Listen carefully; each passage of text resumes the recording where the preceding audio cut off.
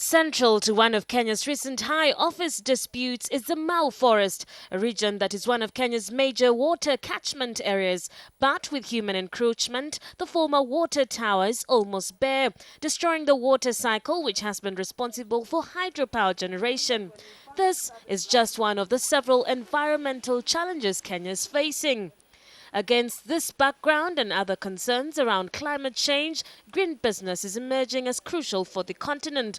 This so, green energy experts converge in Nairobi this week for the Green Africa Business Summit. The Nairobi Green Business Forum is an opportunity to bring together representatives of governments and policymakers, business representatives and civil society to look at opportunities and challenges that African countries are facing in what we like to call greening their economies, because in the end that's what it's about, this transformative change that we see around the world, which is coming to realize the critical importance of the environment.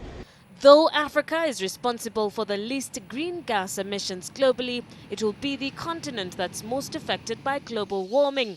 As a result of this, environmentalists have warned that the continent is most exposed to the threats of food security. Well, climate change is a critical challenge for African countries. As we know, Africa emits as a continent very little in terms of greenhouse gases.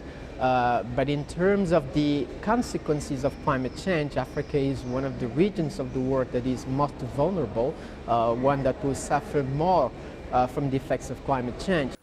In the last few years, Kenya's forest cover has depleted at a fast rate and now stands at less than 2% against the world recommended 10%.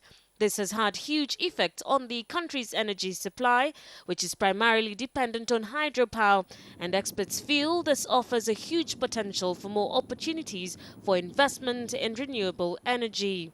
Diversification is very important, and that's why, in addition to hydro, which by the way may or may not be considered as green, is important for the portfolio of the country, and that's for the grid-tied energy sources. But the reality is that only serves about 18 to 20% of Kenya. There's another 80% of Kenya that requires electricity, and they have no access to the grid. And so if you look at traditional energy sources such as diesel generators, kerosene, versus renewable energy sources or green sources such as solar lanterns and efficient cook stoves, then for the rest of the population as well, it's very important to look at the green technologies. Green energy offers an opportunity to increase food security, energy security, and to really develop economies supporting private sector, creating small businesses, creating jobs. There's no reason that we shouldn't be doing it. Green building is also fast gaining prominence with today's city planners. A green building is supposed to consume less energy and offer the same comfort, if not more comfort, than a traditional non-green building. That means using better materials for construction that through their life cycle consume less energy. That's using more natural lighting versus electricity during the day. That requires automated systems, so electricity is turned off when it's not needed. That is a green and smart building.